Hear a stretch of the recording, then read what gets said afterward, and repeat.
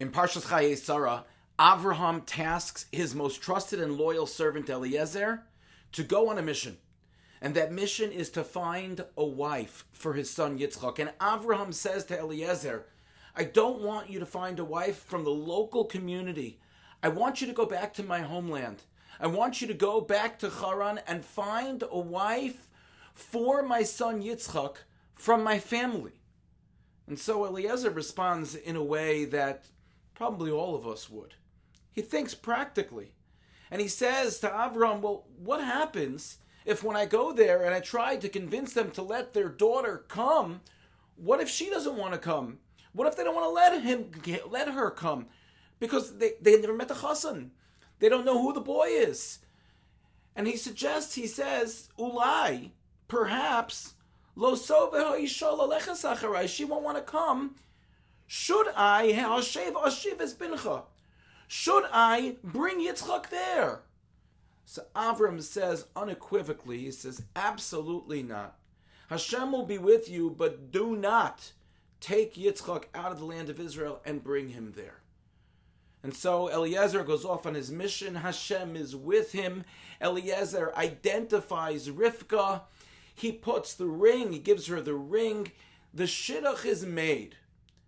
And Eliezer then goes to the house of Rivka, and Lavan and Besuhel feed him a meal, but before he eats, he says, I have to tell my story. And so they say, okay, speak. And he identifies himself as the Eved Avram, the servant of Avram, and he tells them exactly what the conversation was between Avram and him, Eliezer, when tasked with this mission. And he tells them that, listen, I wasn't sure you were going to let Rivka go, so I asked Avraham, Ulai, lo what happens if she doesn't want to come? And what's fascinating is, Ulai, that word, perhaps, is used twice in the actual conversation, the beginning of the story, and then the second time when Eliezer repeats it. But it is spelled differently in both places. In the first place, first time it's mentioned, it's spelled Aleph Vav Lamed Yud, full. But the second time it's mentioned by Eliezer, when recounting his original conversation, it's spelled Aleph Lamed Yud. And Rashi points out that there was something else going on here.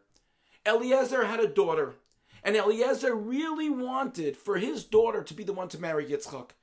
So, when Eliezer had said originally, Ulai, Rashi points out and says the reason why there's a difference in spelling here is because Eliezer really meant Eli. How about Yitzchak comes to me? How about my family is connected to you? How about he marries my daughter? So the Kotzker Rebbe points out and says, well, why is the difference in the spelling now? Why is the reference to Eli personal, having to do with me, Eliezer? Why is it spelled this way now, whereas originally it was spelled complete, full Ulai?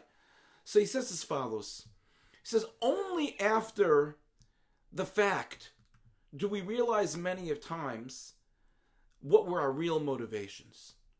Only when something is done, only when a conversation is complete, only when a goal is accomplished, only when a mission is accomplished, are we then able to look back at our behavior and realize, wow, I really wasn't fair when it came to my motivations. I really wasn't honest when it came to the way I was thinking. The implication is that we should try as hard as we can to contemplate our motivations during the process, as opposed to after the fact. Here, Eliezer only realized that, when I said that to Avraham back then, what I was really thinking was about my daughter, and I wasn't being completely honest. At the very least, if we are completely or try as best as we can to be honest with ourselves while going through the process of thought and contemplation, we'll be able to learn from our past experiences and become aware of our tendencies so that we can present ourselves in complete honesty and transparency.